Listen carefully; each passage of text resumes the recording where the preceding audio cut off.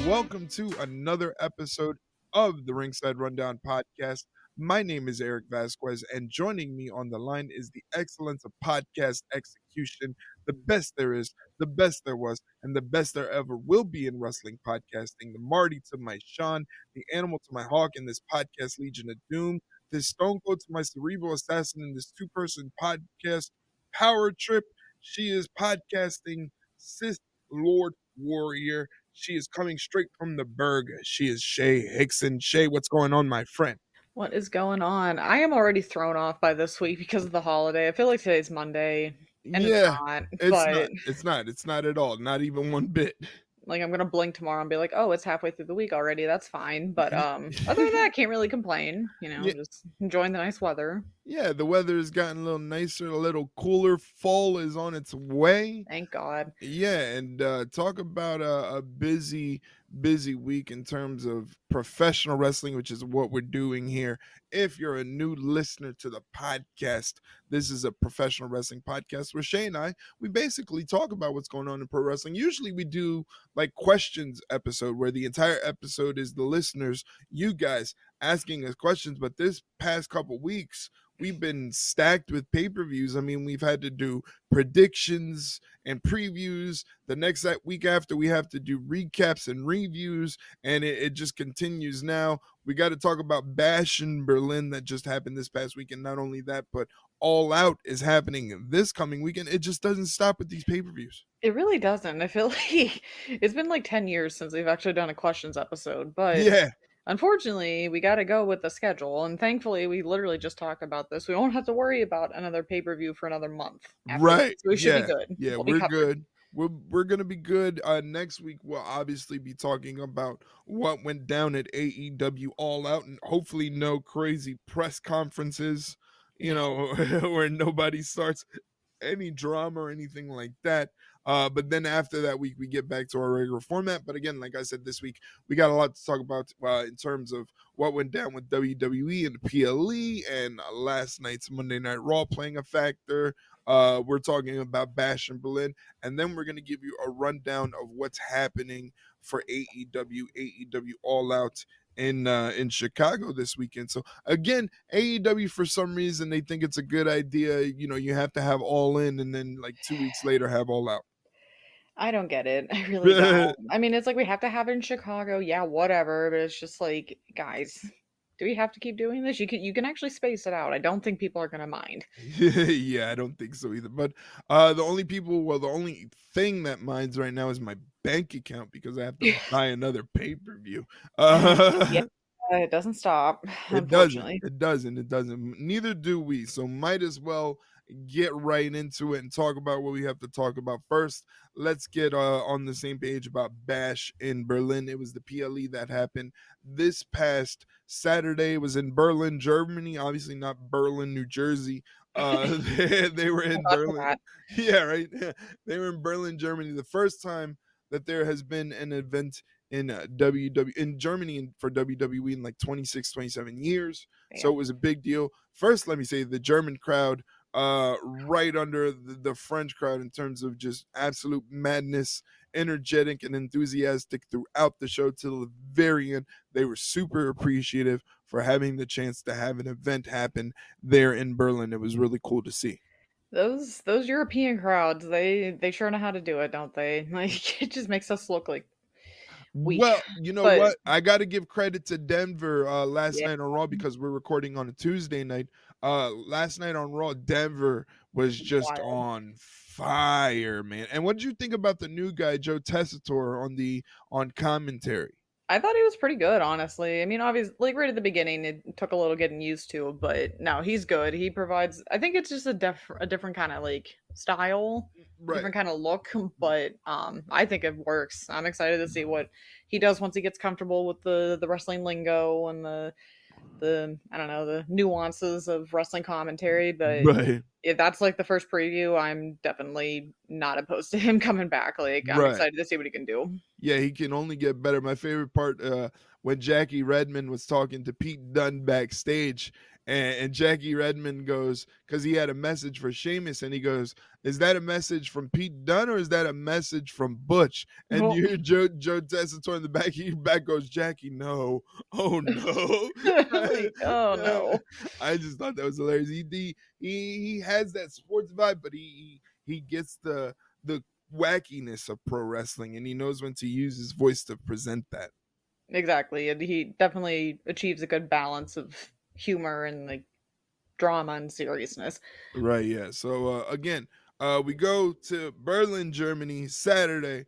Bash in Berlin. A lot of great, important matches throughout the show. They start the show off big with Cody Rhodes defending the WWE Undisputed Championship against Kevin Owens. A lot of talk about this match being that the only reason it came about is because Cody Rhodes felt Kevin Owens was deserving out of an opportunity for the Undisputed Championship.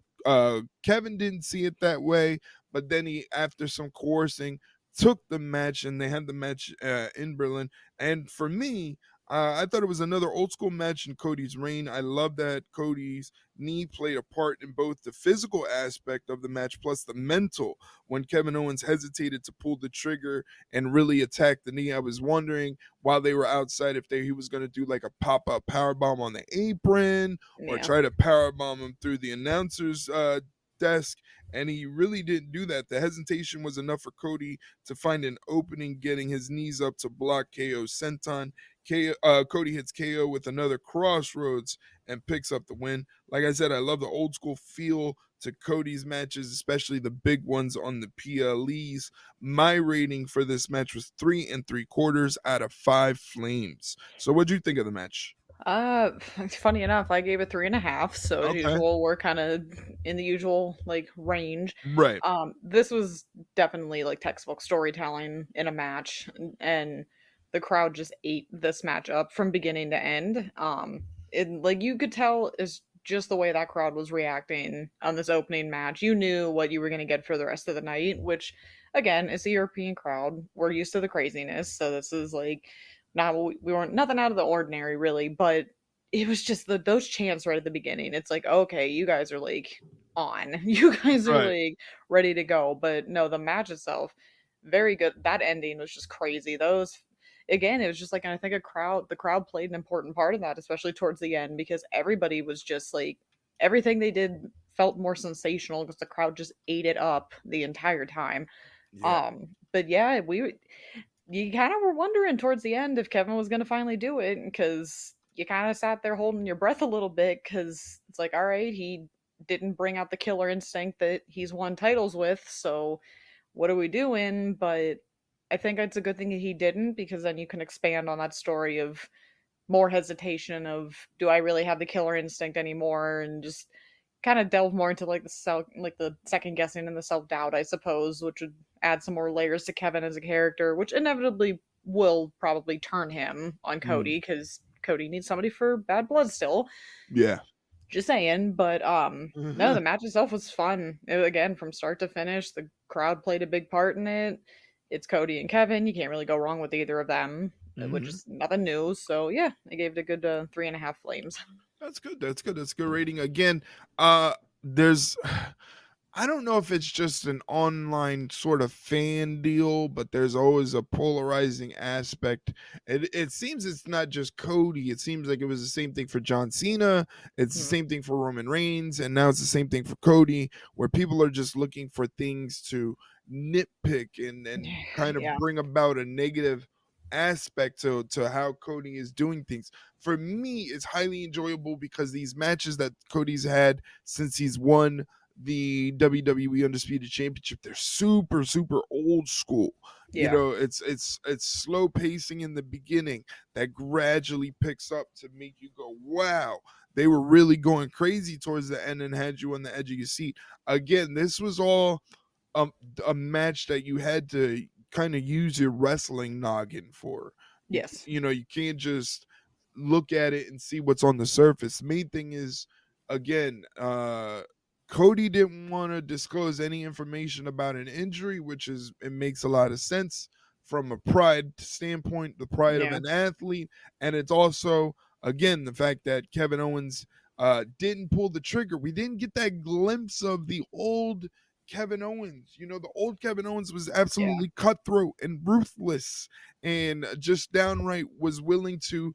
I mean, his first night with the company, he came out to celebrate with his best friend and then beat his best friend to shit Yeah. over a championship. His first night in the WWE, and we haven't got a glimpse of that. And as great as it is, because he goes, you know, all those people that I turned on deserved it, except for Kofi. Yeah. Poor Kofi. Yeah, Kofi didn't deserve it. Kofi's pure hearted, and he doesn't deserve the misdoings that go his way. But again, for this match, I gave it 3 3/4 out of 5. You gave it 3.5 out of 5. We're basically in lockstep with each other in terms of how much we enjoyed this match. Now, I'm interested in getting your opinions on the next match. It was for the WWE Women's Tag Team Championships, where the Unholy Union, Isla Dawn and Alba Fire, defended the titles against Jade Cargill and Bianca Belair. For me personally, I thought this match was just fantastic work from all the women involved. Great pacing, no stutters, no clunkiness, no nothing about that. And especially towards the end, Jade really shone bright in the closing. People kept asking when one is going to turn on the other in terms of Jade and Bianca, Yeah. but I assume that's on hold right now, as Jade and Bianca are two-time WWE Women's Tag Team Champions. Again, I when I go into Jade and Bianca matches, I'm looking to make sure that Jade is not only maybe progressing, because we're not going to always get glimpses of, oh, she's progressing, but we will get glimpses of saying, oh, she's starting to get real solid in the Yeah. ring. And ever since that deal where she had the slight mishap on the ropes a couple PLEs ago, she's Hmm. just been on point, almost as if that moment and the discourse around that moment of her slipping and messing up and allowing people to go, hey, see, told you she wasn't good enough to be here, that you know, the AEW was doing the right thing by letting her go. It almost feels like that ate away at her, where she is Yeah. mentally laser focused and she's not willing to let herself slip up again that way. I'm telling you, her pacing in that final moment where she was doing those, that fall away slam and that kip up, and she got that power up and the crowd was going crazy. It's like she is really, really good. And the only people that won't admit it are the bad faith people, the bad faith detractors Yeah. from at least just being complimentary to her. I think the only ones I find funny is like Jeff Merchant. Anytime I do one of these like live watch alongs, you know, he's in the chat and we all know how he feels about Jade and Bianca in comparison to like the to like Damage Control and the ones that he Hmm. likes. You know, to me that's funny. But other people, like, they try to make it something that it's not. With Jade Cargill in particular, they're unwilling to admit that maybe spending 7 8 months in the Performance Center was a good idea that allowed her to get acclimated with the WWE style. In terms of the match itself, I gave it 3.5 out of 5 flames. What do you think about the match? I thought it was great. I was like, this is what we want the women's division to look like, the Right. tag division to finally look like, and it took them a hot minute, but we finally got there. I do find it was funny the way you were wording that with Jada. So the thing that came to my head was they just keep moving the goalpost with her. Yes, yes, great way to It put it. it's like, oh well, yeah, I mean, I guess she's good with this, but she still sucks in this. Oh well, she's good now. I mean, but it's just like, guys, just admit that. I mean, hell, we admitted we were wrong Yeah, because we were definitely wrong. Like her first match when she had that match with like Shaq and Cody yeah, in that mixed tag. We're like, I don't know about this, and then gradually you see, you go, okay, we see what's there. She needs the experience. She's not gonna get the experience in AEW. She moves on to better things, and then it's like, okay, now we see what everybody else who has a brain yes. sees. You know, Yeah, exactly. But again, the match itself was really good. I loved it. Again, this is what we want the tag division to be for the women. right. I'm a little bummed, not gonna lie, that Island Alba lost. I wish they would have kept it a little bit more because their reign was a little lackluster. Let's be honest. It was just Yes. kind of like an afterthought. Um, I get why they put it on Bianca and Jade though, because just look at the way the women's tag division's set up. There are way more like bad guy teams than there are like good guy teams, so it makes sense they can Mm. go on Raw and SmackDown both and take them all on. So it's like, I get it, but also, damn, you could have given them a little bit more time with the titles. But again, that's just me. I wanted to get your thoughts on this. Did you notice at the beginning when Jade and Bianca were making their entrances, Bianca got nothing? Absolutely no reaction whatsoever. Mm. And it was so weird to me because I'm kind of just like sitting there and we're used to Bianca getting a pretty big like reaction. Right. And then her music hit and it was just crickets, like nothing. And I'm kind Yeah. of just like sitting there and I'm like, did is the mic messed up on the crowd? Like what's going on? And then I like went on Twitter and it wasn't just me. There was just the crowd was just dead, but good on all four of them for getting them back on their side because at the Yeah. end of it, they were into it, but they just needed a little convincing, I guess. But Right. Yeah. Yeah. but And the match structure really helped, especially with that hot tag to Jade to yes. get the crowd hyped. And again, they played that part perfectly where they understood that they needed to do something to get the crowd amped up, and they did a good job doing that. Yeah, I completely agree. There again, there was no I cannot remember a specific point where I'm like, they kind of missed that. That was a little like sloppy. No, everything was clean, everything was concise, everything was just smooth, effortless, and props to all four of them for getting the tag match like I keep saying we've all been wanting to see finally and we haven't seen in a very long time. So I gave it 3 1/4 flames. Nice, nice. We're pretty damn close and everything. We Like, always are like a quarter flame off yeah, every time. basically, yeah. You gave it 3 1/4. I gave it 3.5 out of 5. It was really good, really solid women's tag team match. Again, a little surprising they took off the belt. They took the belts off of Unholy Union, gave it Yeah. back to Jade and Bianca. Again, this is probably going to quell any of those who's going to turn on who sort of Yeah. For deals. now. I think what it is, we're just so conditioned, like a faction comes about or a tag team comes about out of nowhere, and we're like, okay, this is cool, but eventually somebody's gonna screw the other person over. Who's it gonna be? Yeah, it's PTSD. Yeah, yeah, that's basically what it is. Talking about a PTSD in some form or fashion. Next match we had was CM Punk taking on Drew McIntyre in a strap match. That's right, two men were bound and tethered together by a really long, really thick strap. And they literally beat the shit out of each other with it. I love that it was an old school strap match where you had to touch all four corners in succession to win the match.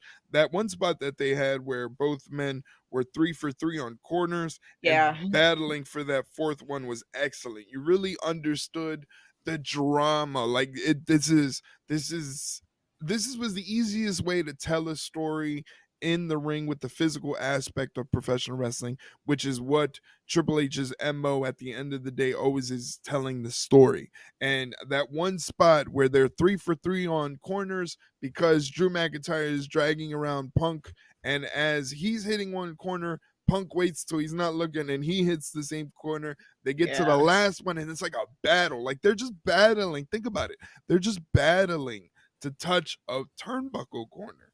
And Yeah. they made it so dramatic. I thought that was excellent.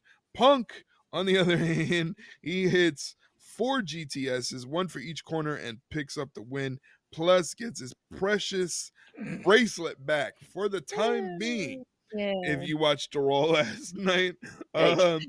the question now is, how do we build anticipation for a third rubber match? And boy, was my question answered last night on Raw. What an attack by Drew McIntyre. Not only that, but instead of retaking the bracelet, this time he says, if I can't have the bracelet, you can't have the bracelet, nobody's going to have the bracelet. He breaks the bracelet, stuffs the beads in CM Punk's mouth, and then hits him with one of the million Claymore kicks he hit him with last night on Raw. Yeah, I mean, I figured it was a matter of time. Like, you couldn't just keep playing hot potato with that bracelet. It was gonna have to, something was gonna break it, and I was like, yeah, he finally went there, but yeah, the match itself lived up to everything we were expecting. It was painful to watch in a good way. It was brutal, it was physical, it was dramatic. You already took my spot that I was gonna say that I loved was when McIntyre's just like touching the turnbuckles and Punk's like being smart and going behind him. So Wrestlers can be smart. Yeah, That's it's good. like it's oh my god, we're actually using logic in wrestling now. Yeah, I know it's weird. It's almost like you waited decades for it to happen, but yeah, no, it was a really good match, and you kind of expected Punk to win, but it was still one of those where it's like you already knew who was winning, but it didn't really matter because the match itself was that good. Right. I also gave it 3.5 flames. 3.5 flames. I gave it 3 3/4. Yeah, see, we're still Uh, still the same. yeah. My favorite thing was last night when Drew attacked CM Punk and broke the bracelet. The fan that made the bracelet went on Twitter and was like, "No one talked to me." yeah, Yeah, you know, nobody. Yeah, but then I think Punk ended up putting like on his Instagram or something that yeah. like, "Don't worry, guys, we broke a fake one. I still have Yeah, the real one." I'm it's like, a "Oh, thank God." decoy. It's a decoy, but it's Oh, nothing thank God. sacred in wrestling anymore. Not a bracelet, clearly. Yeah, Like, just go with the pain. But fine. I just thought that was fantastic. The veggie, no one talked to me anymore. I'm just done with this. I'm done with Drew McIntyre. I feel that. Yeah, it was man, again, another old school feel to a match on a PLE that hasn't been done in a very long time. We move to probably my favorite match of the night. I'm pretty sure this is. It Yeah, is the Terra Twins, Damian Priest and Rhea Ripley, teaming up to take on their former faction partners, or one of their faction partners, and Rhea Ripley's arch nemesis. yeah, In Terra Twins versus Liv and Dom. Usually mixed tag matches have a ceiling for me that they're at best decent. They're entertaining because it changes the dynamic of things. Where yeah, like the rules state the women must fight the women, the men must fight the men. But there's always that gray area, and you're always wondering, are they gonna do it? yeah. Are they gonna skirt the line a little bit? Yeah, they did. Remember when Baron Corbin Oh, dropped Becky Lynch with that nasty end of yeah, days for that mixed tag match on the pay-per-view? That was a monumentous moment because they were like, oh, they actually did it. yeah, This is no different because I mean it's Rhea Ripley. yeah. Like, I mean, come at on, one point years ago, we were saying at this point she's got to get a match in with like Kevin Owens or something like that somebody. because she's just lapping these women, and it's like it still gives that vibe. Like you think to yourself, forget the nuances of intergender and the conversation about it. I'm sure if we were to put Rhea in there with Dom or any other male competitor, it's going to be an absolute barn burner. It's just going Yeah, to be something great. As far as, like I said, with this match, to me, mixed tag matches, they tend to be more, let's go for the entertaining part of it. And so they usually have a ceiling for me in terms of they usually are, okay, that's pretty decent at best. This one, however, was probably the best mixed tag match I've ever seen. yeah, You really felt like there was genuine animosity and on-site beef with all four of these people, not just Damien to Dominic, but Rhea to Dom, Liv to Damien, because Damien's pissed off that Liv sort of used her succubus sort of nature hmm, to infiltrate his group and ruin everything. So it's like it's this interchangeable beef. it's on site. Yeah, with all four of them, not just two of two, like it's all of them. So you really felt that animosity, you really felt that real life drama, and they both, all teams, involved, brought it in terms of, like you said, that on site, let's go at it sort of fight. For me, I gave this match 3 3/4 out of 5 Flames. What about you? What are your thoughts on the mixed tag match between Terra Twins and Liv and Dom? I fully agree with you. That was my favorite match of the night, and it wasn't even close. It was just it. You took my answers already. Pretty much just like it took everything you pretty much expect from a mixed tag match and flipped it on its head. Right. Like the fact that Rhea finally getting her hands on Dom for even just that little fraction of a second. Mhm. When she got him in the corner with the legs, I think that pretty much, at least from what I remember on the decibel meter, that was probably the loudest that crowd was the entire night, was when she finally got her hands and legs on him. Yeah, But and the best part about that spot, if you watch that spot, Dominic couldn't do nothing because one of his arms was completely trapped Yep. in that leg lock. His Hmm. arm was caught. He couldn't do He was nothing. trapped. He He was was he was screwed. literally trapped, and it was fantastic. Like you said, the German crowd went ape shit. And I love that little like interaction too earlier on when it was Damien and Liv in the ring and she's trying to taunt him and he just like gives her the hand and just distracts her just long enough for Rhea to come in and just destroy her with that drop kick. Like Yeah. it was great. I feel a little maybe not really bad, but just a little bit bad for the Judgment Day because kind of once again Damien and Rhea kind of made them look stupid. Two people making a group of 5 look really dumb. Yeah, and I mean, at least they kind of got some revenge on Raw, which is good because they kind of need to find that weird balance of just you need to look like a formidable faction, even though we all know in the end Damien and Rhea are going to get like the last laugh overall. Right. But you need to keep them like at least threatening, and they Right. kind of did that a little bit on Raw, so it did they did their job a little bit. We need to see what more they're going to do, especially since we know two of these feuds are going into Bad Blood. Like easily. It's going to be Liv and Rhea, and honestly, most likely Damien and Finn. Like those two have to come to blows at some point. Right.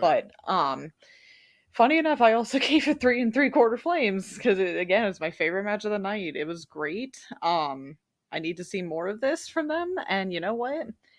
I need that shirt. Their Terror Twins shirt is really cool. Like, Yeah. not gonna lie. Yeah. Add it to my list.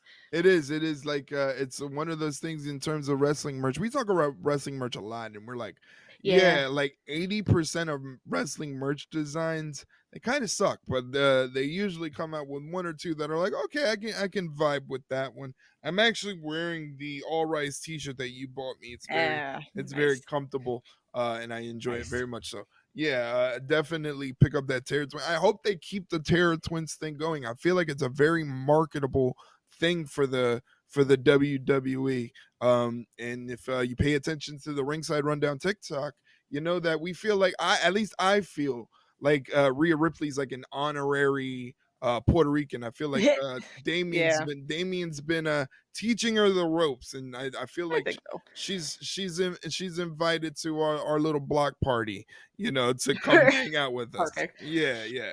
But moving on again, best match of the night has to go to the mixed tag. Terror Twins taking the win over Liv and Dirty Dom and his stupid mustache. Yeah, Needs to go. that thing is disgusting. I was saying yesterday during Raw, I feel like instead of a mask versus hair match, there should be a mask versus mullet and mustache match. Yeah, literally. Yeah, get rid of all of it. Get rid of all of Shave it. it all off. Yeah, like, that thing is just. Ugh. we don't need it. We don't need that anymore, please. Yeah, we don't. Ugh. All right, so moving on to the main event of the evening, it was Gunther, the new WWE World Heavyweight Champion, taking on Randy Orton for his first defense of the World Heavyweight Championship title. And for me, again, fantastic match, super old school. Orton knew what he was going into this match, knowing people weren't really considering him to take the belt off of Gunther in No. first defense, but Orton looked laser focused and had an excellent game plan. Orton targeted Gunther's dominant arm with damage. This didn't allow Gunther to do things like chop with full force or hit Orton with a proper devastating powerbomb. In the end, Gunther did what all champions do to keep their titles. He adapted.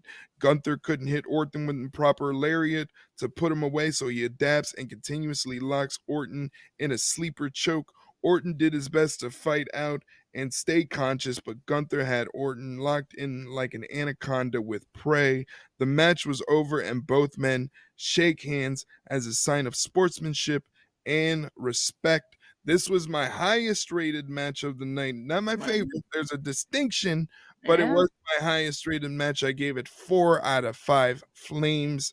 Again, a match like that, so old school and so wrestling based and so steeped in wrestling logic, in the sense that Orton was on paper, if you were to put your money on someone, you definitely weren't going to put it on Orton. I felt like Orton knew that going into the match. He was smart. He attacked Gunther's arm in his hand, taking away, decreasing Gunther's power to like 70% out of 100 potentially. And then at the end, the match was so good that even Gunther had to stare Orton in the eyes and shake. Yeah. out of respect.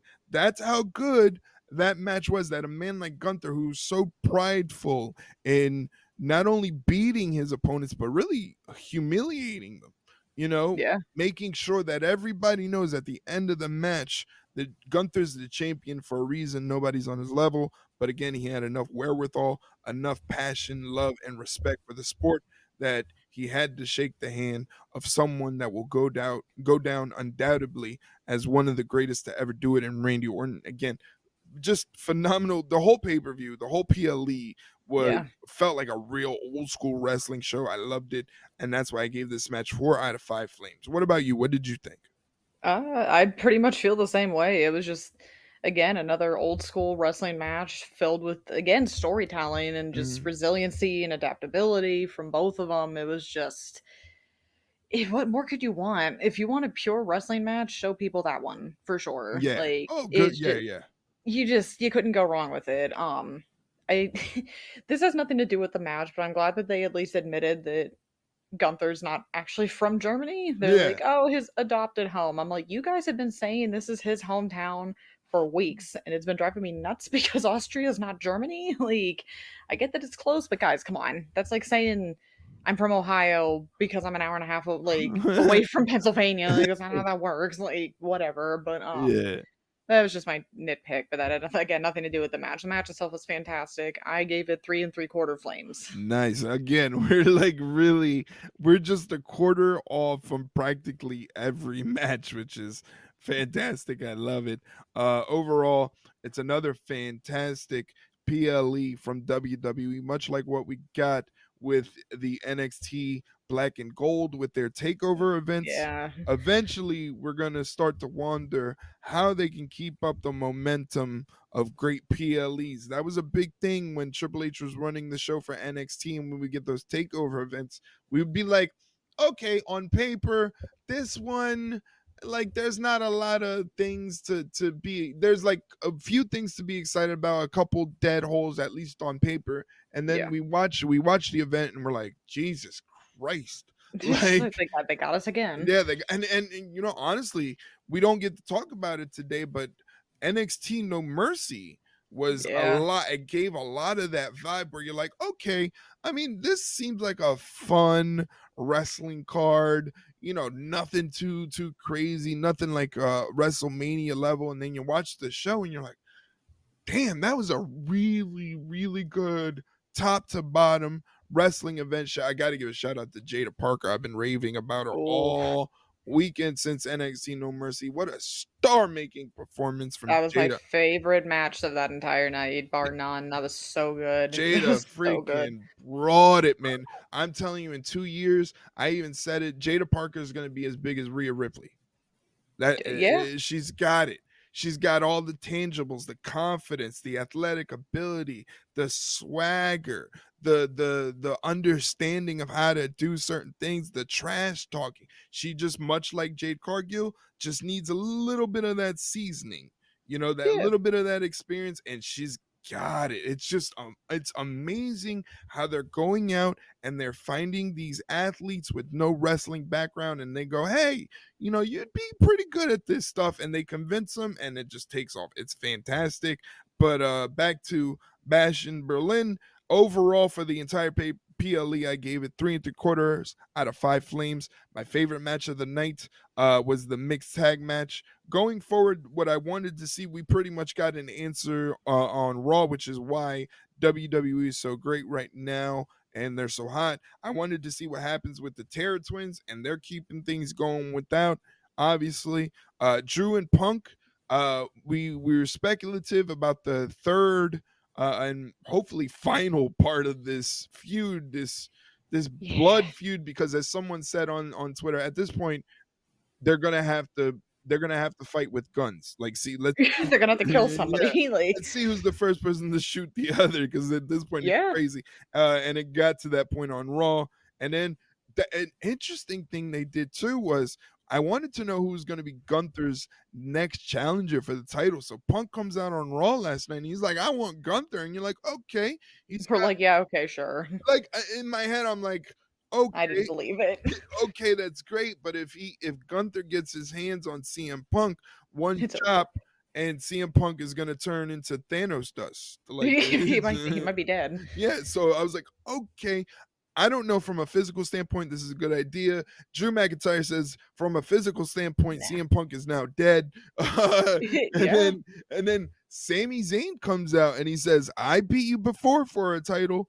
I can beat you again. And it's almost like Yeah. there's a lot to break down in that story. Like, yes, Sami Zayn can beat Gunther. He's done it before, but can he do it again? Not only that, is Sami Zayn world champion material? In my heart of hearts, I believe he is, because I love wrestling so much and I understand his passion for it. But man, has this guy been sort of thrown through the ringer? Can he actually get it done after being in the WWE for close to a decade? Yeah, I don't know. I wish I had the answer for that one, but I do not, unfortunately. Hmm. But it's gonna be a good match, though. I mean, hell, WrestleMania 40 proved those two can put on a good match, so I'm excited for it. Yeah. Excited to see them go at it again. But as far as the pay per view goes, I I also gave it 3 3/4 Oh flames my overall, and God. my favorite match was, of course, the mix and tag match. So what else is new? We matched. We matched I'm up. We've shocked. only been doing the matching up thing for about 3 years now. Yeah, it's only been about 130 episodes. Like, what Yeah. else is new? Yeah. It's always the same with us. But again, another fantastic event for WWE, another fantastic PLE. The next one is Bad Blood, October 5th, Atlanta, Georgia. At this point, I think every match on the card should be in a Hell in a Cell, because Yeah. how apropos is the name Bad Blood for what they're setting up for? I mean, Rhea Mhm. Liv, Punk, Drew again. Like, it's Bad Probably Blood Damian all. Finn. Damian Finn. We'll probably see Cody, maybe another revisit of the bloodline situation. It's just Bad Blood all around, so it's a perfect name. It's insane. It I cannot is wait for this, but it's gonna be wild. it is going to be wild. You know what else is wild? Like we said earlier, the fact that we just finished celebrating how awesome and how great AEW All In was from London. It Mhm. wasn't, to me, the greatest wrestling event of all time, but for me, it probably was my favorite AEW event of all time. So why not 2 weeks later, 3 weeks later, Do it again. let's do it again, damn it. Let's just charge the fans another $50 to watch this. I mean, looking at the card for AEW All Out, which is happening this coming Saturday, September 7th, they're going to be in the Now Arena. They're saying it's Chicago, but it's really, is it Chicago, or is it that Eh, it's Hoffman Estates, Illinois, which is a not suburb. Chicago? It's a suburb of Chicago, but not Chicago. Sure, whatever. Yeah, we know Um, the yeah. yeah, Anyway. here's the situation as we speak right now. It is Tuesday evening. This is when we record the podcast. If you're hearing it when it comes out, it is Wednesday. So Dynamite is happening tonight, the last Dynamite before All Out. And I'm pretty sure they'll probably announce more matches this coming Wednesday on Dynamite before All. Yeah. But as of right now, there are only 6 matches advertised for the show. So is it a possibility that Tony Khan has been listening to the criticisms of, hey, these pay-per-views are too goddamn long?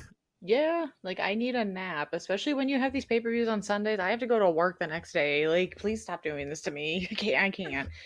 And you know what? I hate to do this, all right, because it brings about a narrative that I'm not trying to spin. But Okay, hopefully. I feel like, all right, right now, as of right now, we're looking at the card. It's only 6 matches, which is great. I Mhm. think maybe Tony Khan looked at what WWE is doing as far as their PLE structure and the matches and go, maybe they're on to something Yeah. with this longer matches, shorter card idea. Because here's the thing, looking at the card right now as it stands with the 6 matches, 5 out of those 6 matches actually have somewhat of a story to them.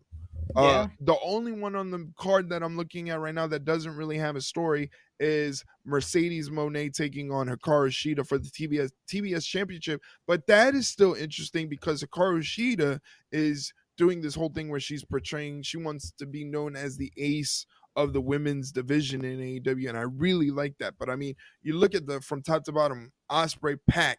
Pac has been trying to get back to Osprey to show that he's on his level, maybe even better than Osprey ever since Osprey got to AEW. Willow Yeah. Nightingale, Chris Statlander used to be best friends. We all know Swerve Strickland and Hangman Page is Peter Griffin versus the Chicken. MJF literally tried to cripple Daniel Garcia and Bryan Danielson, Jack Perry. Here's the thing: Bryan Danielson is doing the Ric Flair thing where he says, "I'm gonna go until somebody beats me." And then Yeah. if somebody beats me, I'll go away. But we're gonna break this down, like I said, starting from the top. Will Ospreay, AEW International Champion, to me, arguably the best wrestler on the planet right now, taking on someone that I feel is a legend in the making in Pac. Um, it's a lot. I see, like, you ever see one of those things where it's two separate generations kind of looking at each other like they're looking in the mirror? Yeah. It Oh yeah. it feels a lot like that because both of these men made their names by no pun intended with their offensive style going all out doing these death defying things. I mean, Hmm. Will Ospreay's the aerial assassin. Pac is the man that gravity forgot. It's and now not only did they evolve from these death defying awe inspiring high flyers to now, if you look at their game in terms of their offensive arsenal in the ring and how they conduct themselves in the ring, they're complete professional wrestlers. It's not even just the high flying stuff, which they now, both of them, keep at a very minimum. A lot of this stuff that they do now is logical, Yeah. impact wrestling, going for knockout blows, and then we're gonna wow you, catch you off guard. Like Osprey might hit a sky twister press. Pac might go for like a Sasuke special, something like it. But they went from being, oh, these are really good high flying wrestlers to, oh, these are really, really like watch, keep your eyes open type professional wrestlers all around. I'm super excited for this match. I feel like they're just gonna throw down. Oh yeah. They're just gonna, it's almost like they don't even need to like work it out. They're just like, yeah, we can just do it in the ring. We can Yeah, we don't even need to like step by step plan this out. They'll just go like batshit crazy on this one. yeah, yeah. Yeah. It's weird because my typical wrestling brain goes, well, Osprey just won back the international championship. I said he's the best wrestler on the planet, and that doesn't change. And as much as I love Pac, I don't think it's gonna happen. But I do see a situation where maybe Osprey was a transitional champion to get the belt to Pac because obviously they want to Ooh. put Osprey in those bigger spotlights as the main guy, the guy that's on the posters and all the advertisements for AEW as their world heavyweight champion. Oof. That's a tough one because I feel like they gotta at least have him hold the title a little bit longer though. You would think, but Uh, it's almost like, man, Danielson has the belt. He's going up against Jack Perry.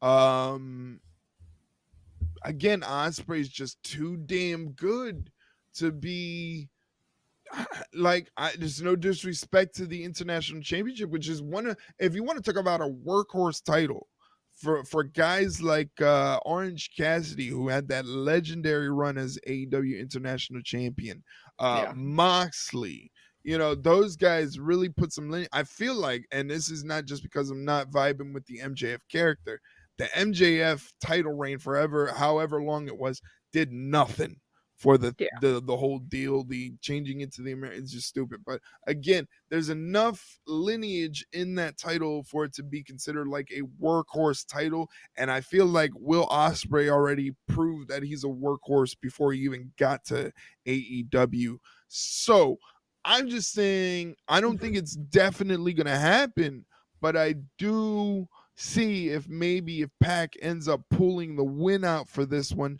it's simply because Pac is better suited as the international champion, and they probably want to put Osprey in an even higher spot. Hmm. Maybe. Oh, it's tough because it's like maybe, but I feel like uh, I don't know. I think they're gonna keep it on Osprey for the time being. Yeah, I'm almost like 90% sure they are as well, but I do feel like there's some wiggle room to be like, okay, they could do this and it would kind of work.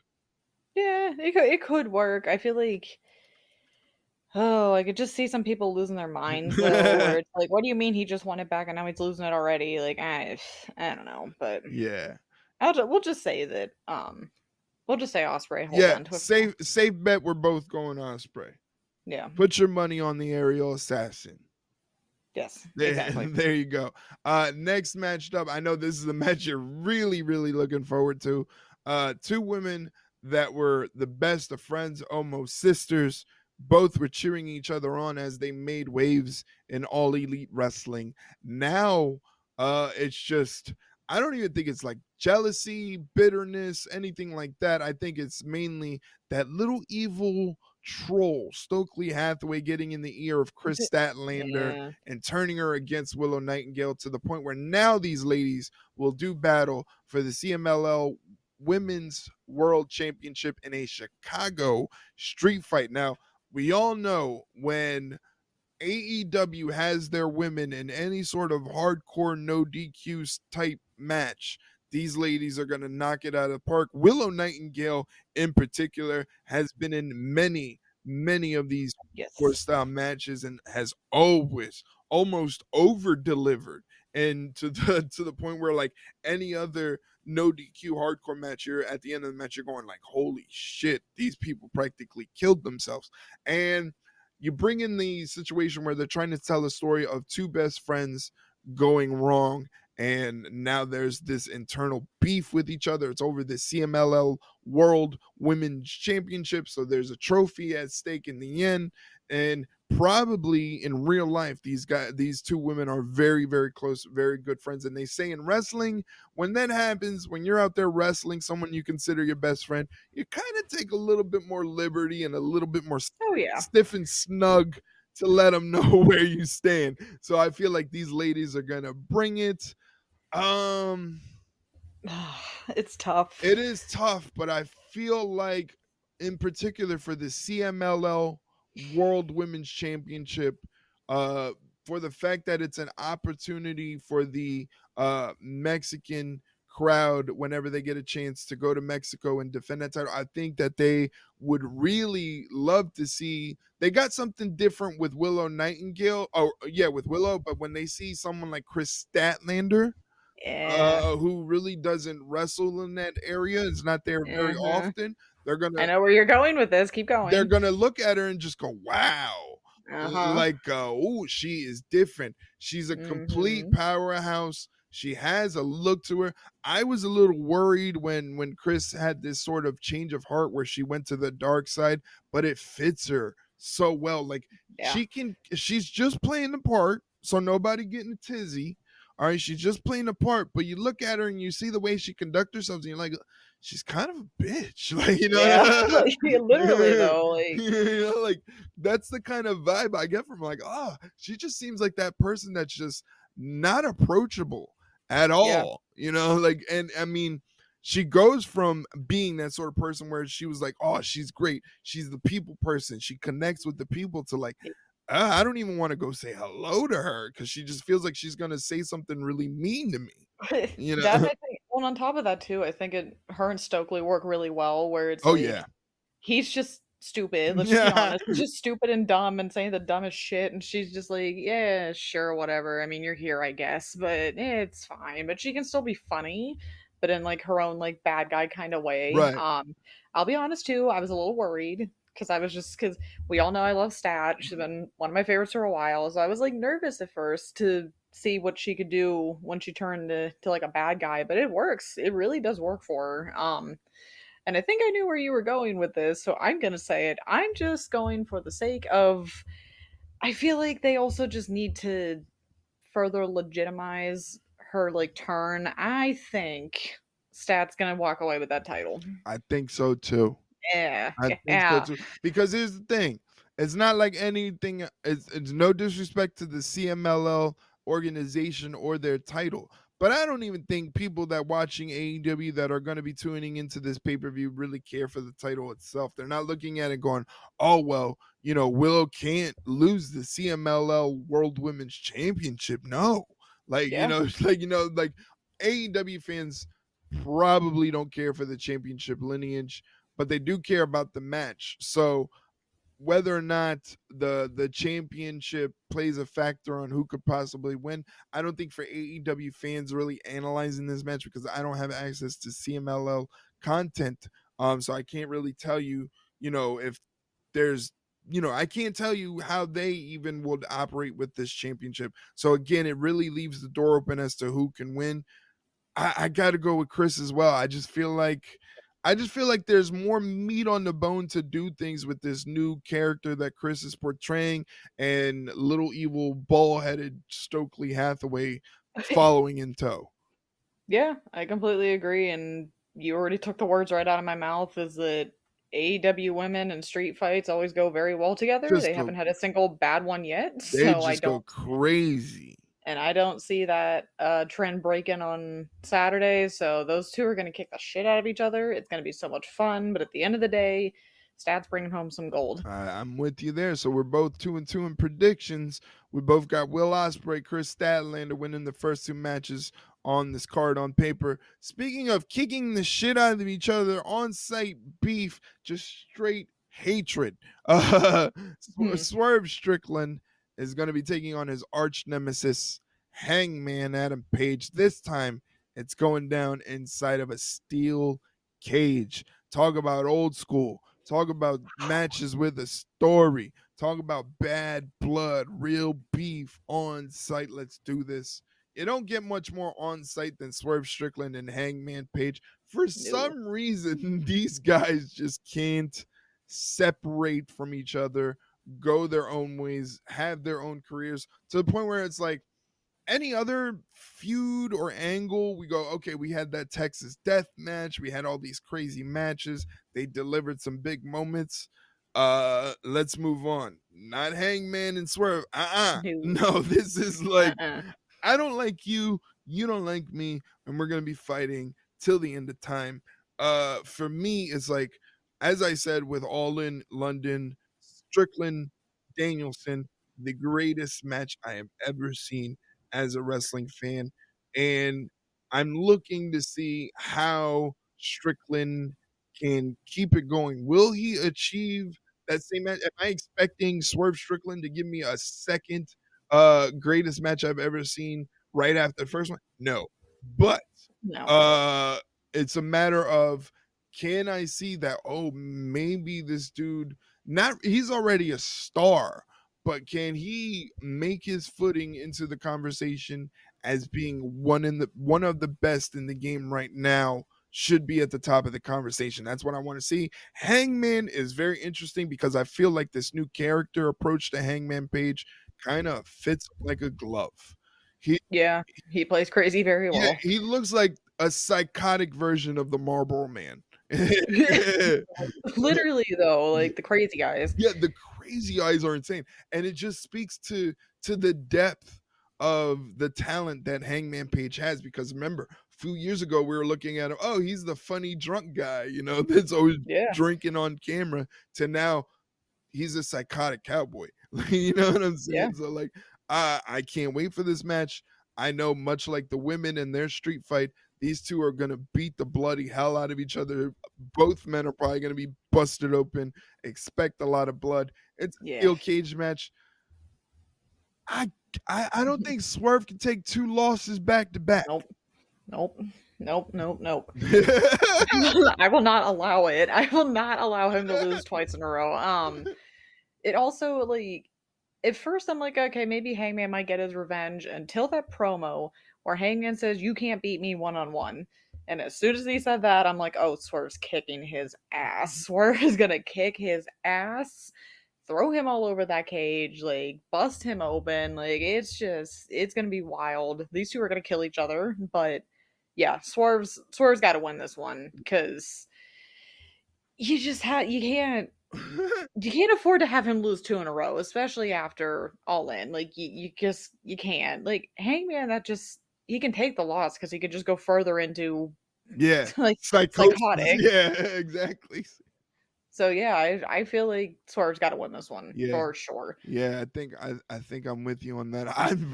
I'm I mean, I'm looking forward to anything Danielson is doing right now, but I think this match itself, the steel cage, is neck and neck with that one in terms of what I want to see the most, because I know I'm gonna get quality if I want to see two men who clearly do not like each other beat the hell out of each other.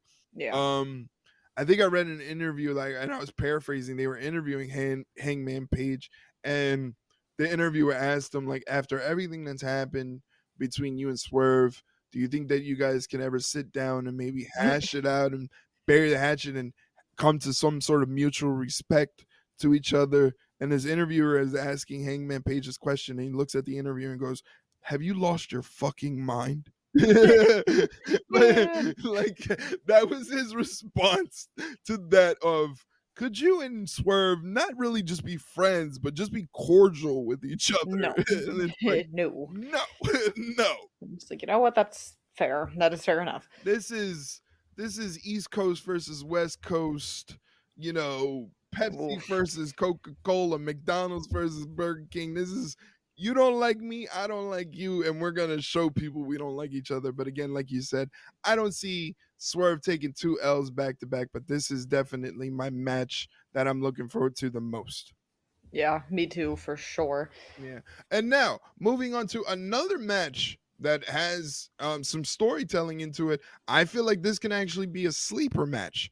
It's Daniel Garcia getting another measure of revenge, as if costing MJF the title at All In wasn't enough. Now Daniel Garcia gets his hands on MJF in a singles match.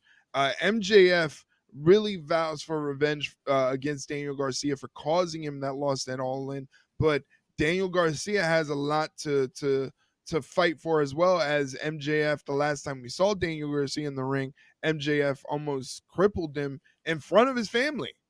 Yeah. In front of his No big deal. and which is totally on brand for MJF at this point. That wouldn't shock me at all. It would shock me if MJF didn't do something like that in front of Literally. Daniel Garcia's family. This is a big test for Daniel Garcia, because, like I said, with many of the matches on this card, we're finally getting a card where a lot of these matches have some personal storytelling beef to them. It's just not matches for the sake of matches. Yeah. It's actual dramatic storytelling. This is no different. Again, MJF did what MJF did, where he had us almost all convinced, including Daniel Garcia and Will Ospreay, that he had Daniel Garcia's best interest in mind, where he was trying to push him because he believed that Daniel Garcia was a main event talent. And when Daniel Garcia couldn't get the job done, to no fault of his own, Yeah. actually, probably more fault to MJF. MJF took the opportunity to not only turn on Daniel Garcia, but try to cripple him and end his career. Uh, Yeah. Yeah, he went a little all out on that one. little all out, no pun intended, maybe pun intended, I don't Yeah, know. sort of, not really. But again, this is great for Daniel Garcia, because maybe we can get a glimpse of what brought Daniel Garcia to the dance in terms of Red Death Daniel Garcia, and not just hip gyrating Daniel Garcia, which I love very, very much. I feel, though, much like the Swerve Strickland situation where they can't take 2 L's back to back, maybe MJF figures out a way to pull this off. Oh, I wouldn't be surprised. He'll do well, he can't use the ring anymore because he legit lost it. Because I don't know how you lose a ring, but like that, but whatever. It's MJF. He's gonna find a way to screw him over because I feel like they can extend this a little bit more than just I don't know, 2 weeks. um, Mhm. I mean, like, granted, they've been doing this for a little bit when MJF tried to murder him, but they can make it go a little bit longer, I think. So I think MJF's gonna win this one just because they could save this for probably Wrestle Dream too, do something like bigger, Mm. possibly, but who knows? Interesting. So again, I don't see MJF, but like you said, they could extend this. I wouldn't actually mind them extending it, because MJF is such a high profile performer for AEW. If you continue something, if you say, okay, the first one was good enough that we want to see a second one, it says a lot Yeah, about Daniel Garcia. you know? Yeah, exactly. Because, and I think that's been the biggest problem we've had, and a lot of our listeners have had with Daniel Garcia for a while, where it's just like, okay, he's good in the ring, but you cannot connect him to the fans at all. Like, there's just a Yeah, disconnect somewhere, and I yeah. think they're starting to turn the corner on him, hopefully. So I feel like a good showing at All Out's gonna Right, propel yeah. him a little further, just at least a little bit more. I mean, obviously, he's not gonna get rocketed to superstardom with one pay per view. Maybe I'll be wrong. Who knows? But it at least will be a good step in the right direction. Yeah, yeah. Final answer, I'm going with MJF. What about you? MJF. MJF. So we're on the same page with this one. Let's see if I'm probably guessing we are going to be on the next one. Yeah. This is the one that doesn't really have a story, although I'm very interested in the character direction of one Hikaru Shida. Holy Shida will be taking on Mercedes Monet, battling it out for the AEW TBS Championship. Shida defeated Queen Aminata, Thunder Rosa, and Serena Deeb in a four-way match to earn the AEW TBS Championship opportunity at All Out.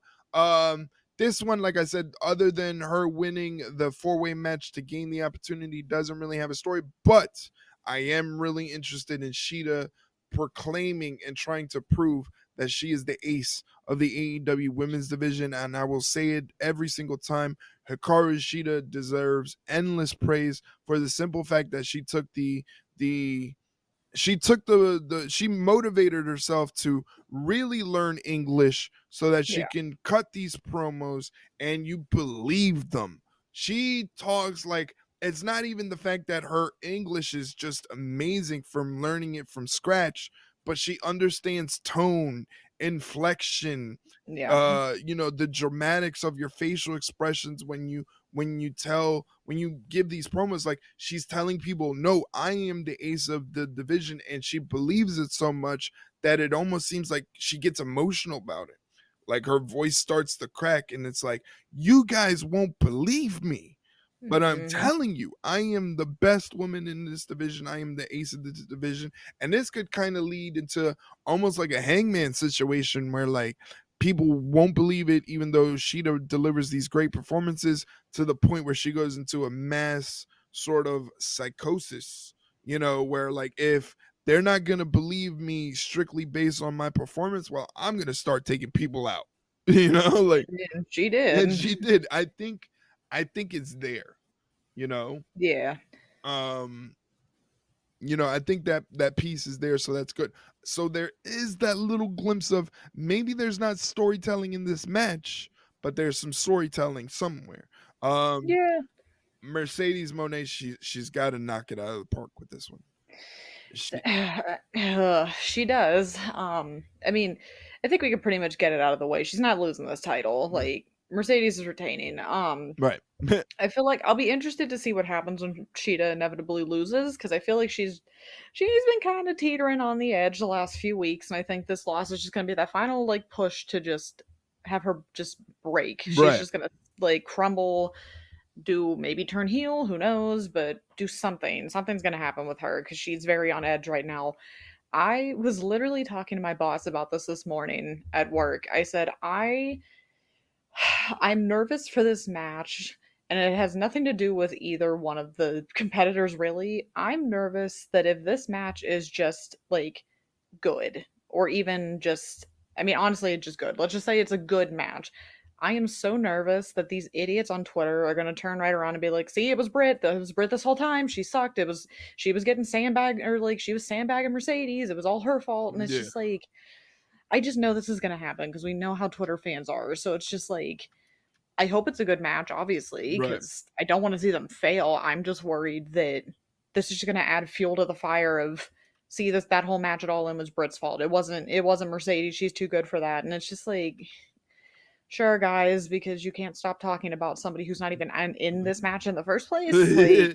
Yeah. Like we haven't even seen her Yeah. since All In. But I genuinely have no idea what she's gonna do yeah, now. yeah, but that, I mean, a lot of that blame falls on AEW in the aspect of, like you just said, we're talking about someone that's not even in this match, not even involved in this match, and their name is become a central focal point. Like I said, 5 out of the 6 matches that I'm looking at that are advertised have some sort of story behind it, except for this one in particular. So maybe if AEW, instead of just saying, well, we need to have Mercedes on the show defending or on the pay-per-view defending the title, substitute it out for a different match or go a different route where you can give this some sort of story. Something, Something. anything. Like the only thing I can genuinely think of maybe is like Mercedes inevitably wins. Her and Camilla are beating Sheeta down. Britt comes out to make the save, but then Sheeta turns on Britt. That can kind of work. But again, Because I feel like that's the only thing that makes sense. Not even be like let's just take Britt out of that equation. Say it was like literally anybody else. I still think they're gonna get the same treatment because I think this is just gonna be the match to just makes like Sheeta snap. Like this is just the end of it for her for in some way, shape, or form. So it doesn't matter if it would have been Britt, if it would have been Queen Amanana, if it would have been anybody else, Thunder Rosa.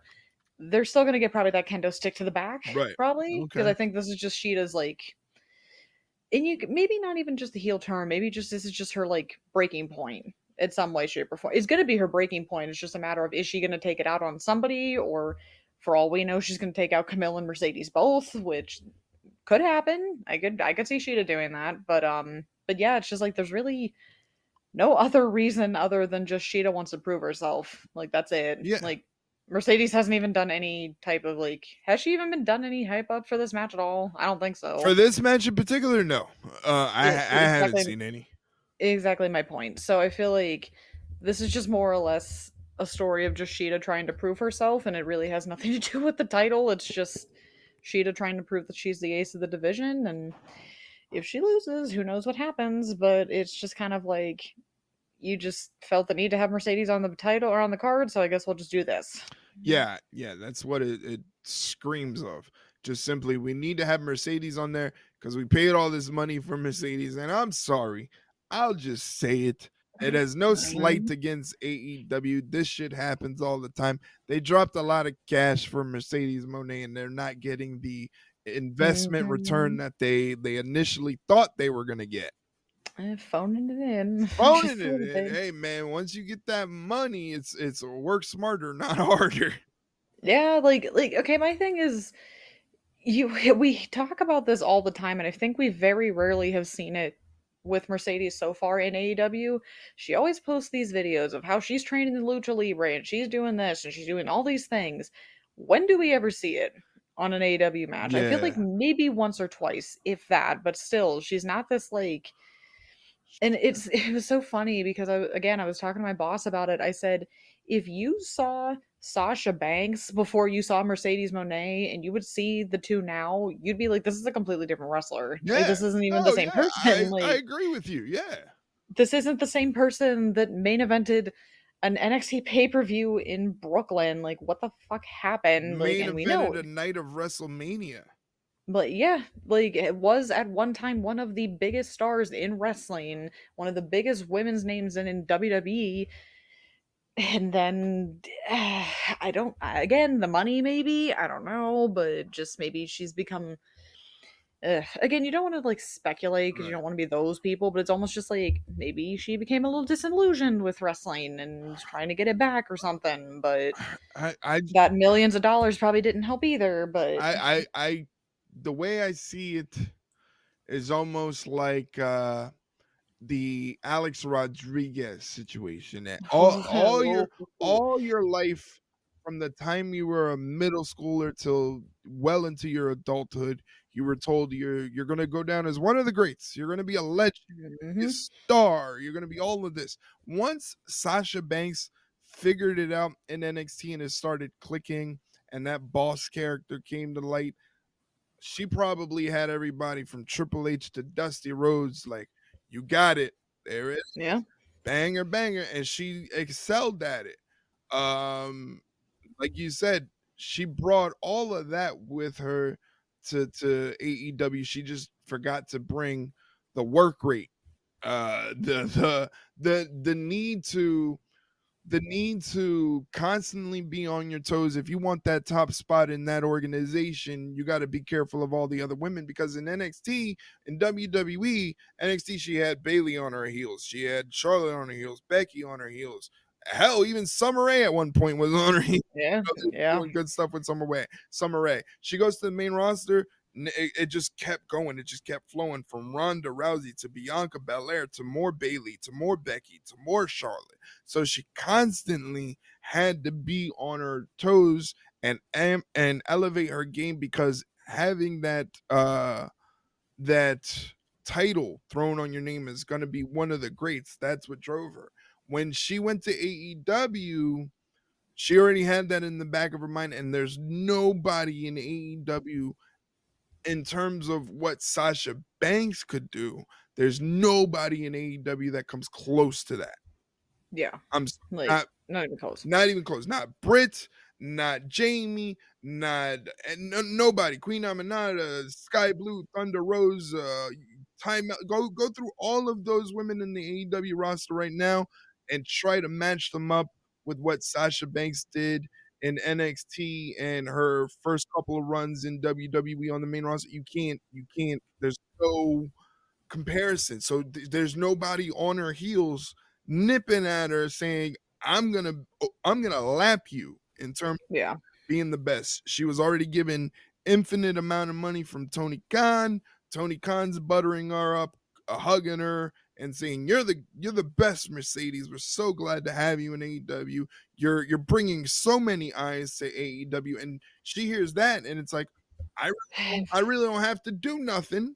Inflate the ego. Yeah, I don't have to do nothing. And according to my boss, I'm the most valuable asset to this company, right? Yeah, I'll put it the best way that I know how, and that's by a song lyric from one of my favorite artists, Halsey. I think I should try and kill my ego, because if not, my ego might kill me. Mm, So you might want to check yourself a little bit, yeah.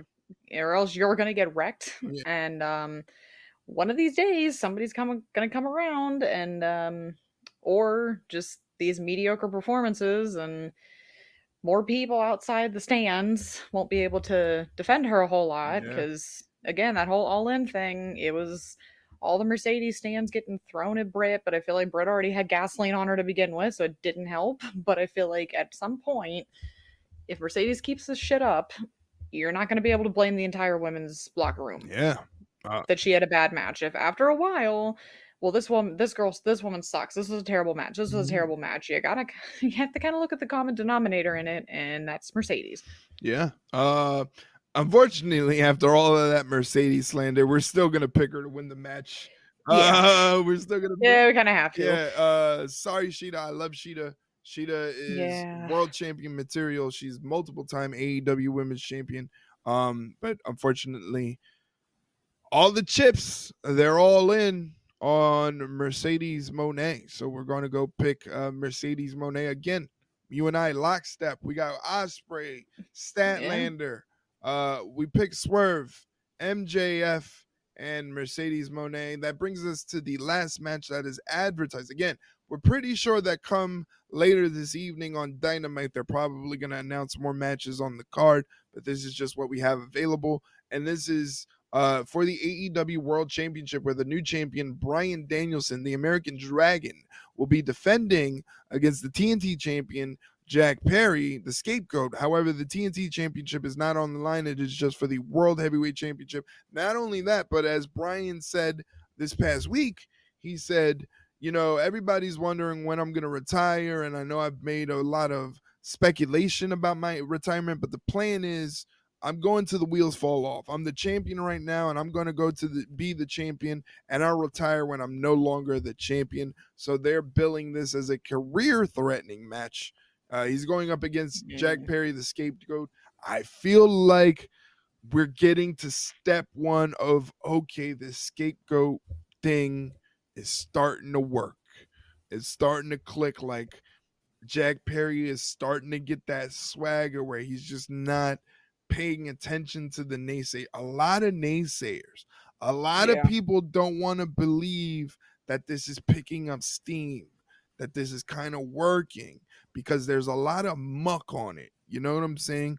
I'll always go back to the idea that they did not need to air that CM Punk footage to get the idea of the Young Bucks, Jack Yeah. Perry over. They could have just alluded to it. It would have worked the same because it did not have the effect that they thought it was going to have. And in the end, it kind of derailed everything because it still took a couple more weeks and about a month for the scapegoat thing to take off still. Yeah. But right now, it just you see that Jack Perry has that confidence, that swagger. When I was rewatching the match with Darby at All In, there was that one spot where Jack Perry hits a move and instead of capitalizing, he goes on turnbuckle and he yells at the crowd, "I'm the fucking man around here." And I thought that was just phenomenal. That just shows that he has that confidence that you know what kind of confidence you have to stand in front of 50,000 plus people and go, "I'm the fucking man around here. I'll take on every Mhm. single one of you if I have to." Like, and he's And you're just like, damn, okay. okay, and he's not even drunk or anything. He's like, you know what I'm saying? So again, Yeah. I feel like he's starting to have that confidence, and that confidence is going to lead us into believing in him as a scapegoat character. It really gives me like old school Raven vibes. You know, he Yeah. does the Yeah. Raven thing, and it's really cool. I think it's just working. I don't see him winning. No, I not even close. No. I don't see him being the man that would retire Brian Danielson because if that was to happen, the online mutiny that Oh, would show up in Tony Khan's mentions we would need a break. We would need to take a week off just in case. would be astronomically bad. So in that sense, I don't see Brian Danielson losing the title. This is going to be great for Jack Perry because he's literally in there with someone I consider to be one of the greatest of all time. You know, so put Yeah. you Jack Perry in Jack Perry's position, and you don't go into this going, "I'm gonna learn something." Like you know, like Yeah. this is going to be an education that's not only going to be good for me for this match, but I'm going to be able to take this opportunity and this experience and use it for the rest of my career, and it's only going to make me better. So I think that's awesome. Again, got to go with the dragon. Yeah. I don't think Jack Perry's the guy to put Old Yeller down just yet. No. I really don't know who that person would be, to be honest with you. Um, Nobody right now, yeah, but but nobody, yeah, no. no, but not no Jack Perry. Sorry, scapegoat. No, Um, not even close. not Not even happening. not even. So but again, that's another high profile, highly sought after. Everybody wants to see it because again, once you give it that era of oh, this is a career threatening match, the story kind of writes itself. Yeah. Exactly. They don't need to do anything. Yeah. Yeah. Again, like I said, the matches on this card so far that we're seeing, most of them have a story, which is AEW's weakness. They've always criticized Tony Khan and said Tony Khan is not a booker. He's not a booker. He's just a matchmaker. Yeah. And the dream matches are great. Sprinkle them in every once in a while, maybe one a year, a little dream match, no story needed. We just want to see these two dudes go at it or these two ladies go at it. That's perfectly fine. I'm totally on board.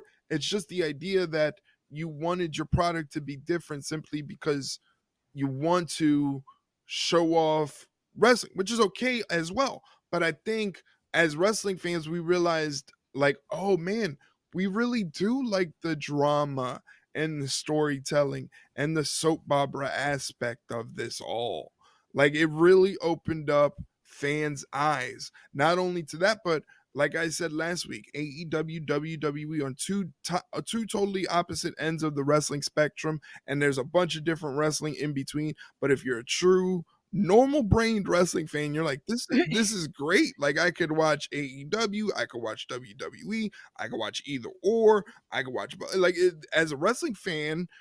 I always said the best thing about it is this thing that I've loved since I was like 2, 3 years old constantly changes. It Yeah. constantly changes. I can never find myself growing stale of it. So that's why, and I'm really stoked on this pay per view for All Out, a storytelling pay per view, and I hope they deliver, and I hope it's excellent, worth spending $50 on. I hope so, because goddamn, they God need to damn just stop. it. Please just stop. It But really does. But again, Solid card. Solid card. Yeah. It's going to be a great night of wrestling. I can't wait. Yeah, we can't complain about this. We're spoiled for choice. Who would have thought? Yeah, we definitely are. So there you have it, ladies and gentlemen. We basically picked every single person the same. And for as far as the winners for All Out, Yeah. we got Osprey, Statlander, Strickland, MJF, Mercedes Moné, and Bryan Danielson, all to be the winners for AEW All Out. Again, that is happening on Saturday, September 7th from, I'm going to say it, Hoffman Estates, Illinois, the Now Arena. It's going to be on pay-per-view, so I'm assuming the pre-show probably starts 5:30. It's going to be a good show. Hopefully you guys tune in. So there you have it. I think we've gotten through all the meat of the show in terms of what we wanted to talk about this week.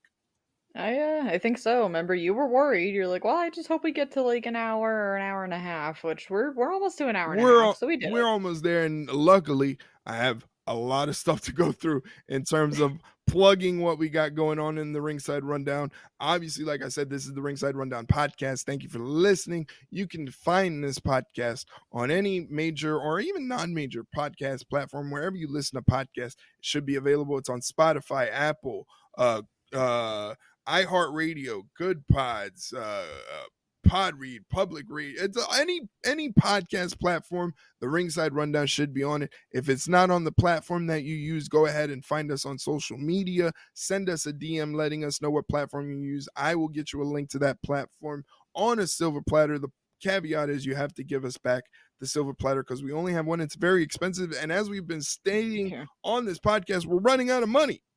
We're losing it. We need one of one. Please give it back. Come on. I'm desperately close to pawning the thing off, so I need it back. I need it back. But we will get you a link to the podcast on your platform of choice if it's not on there already. Like I said, it's on the big one, so check it out. Throw a subscribe, follow, like, whatever, and share it amongst your wrestling friends. If you want to get in touch with us, you can find us on places like Twitter, Instagram, and Facebook. To keep up with the show and all the things that we have going on, you can follow us on those platforms at Ringside Rundown. You can also check us out on places like YouTube, where it's like an all-in-one hub for the podcast, where you have full episodes, highlights, and also all the short form content that I do. Now, the short form content, that all comes from our Twitch streams. We do Twitch streams for all WWE and AEW programming, plus the PLEs, except for the major ones. We kind of want to keep that within our community. But for things like All Out, I will be doing, I'm pretty sure I'm going to be doing a Twitch stream on Twitch, twitch.tv/ringside rundown. We just recently got affiliate and people went crazy. So people lost their minds. Yeah, people lost their minds when going affiliate. So we have a lot of things going on in terms of like subscription perks to the Twitch channel. It's not just no ads and emotes. You also get access to a secret part of the Discord that we have, where we watch pay-per-views, PLEs, old school pay-per-views, PLEs, TV shows. We're gonna have movie nights. We're going to be starting the Sopranos Sunday Watch, because the Discord is a combination of my two loves, professional wrestling and the Sopranos. Yes, it works. It sounds crazy, but that's why you have to join the Discord. And on Sunday, September 15th, we're going to start the Sunday Sopranos Watch, where we watch 2 episodes of the Sopranos. That way, if you love the Sopranos as much as I do, never got into it but wanted to, you could join us in the Discord, and you can get access to that simply by throwing us a Twitch sub, a Prime sub, or donating some bits equivalent to a sub. Gets you access to that Discord. Shay, where can they get in touch with you? You can find me on Twitter at ShayleenHickson21. Talking about pretty much anything I feel like talking about at the time. It could be wrestling related, it could be music related, video games, you name it. I'll probably talk about it in some capacity. So yeah. Yeah, we're just, everyone involved with the Ringside Rundown are just big nerds, basically. Yeah. So that's the easiest way to put it. We're all just a big bunch of geeks. That's like when I try to like invite some of my other friends that are not part of our little community that we're building with the Ringside Rundown. The one thing I always explain to them, we're all cool, just a little socially awkward.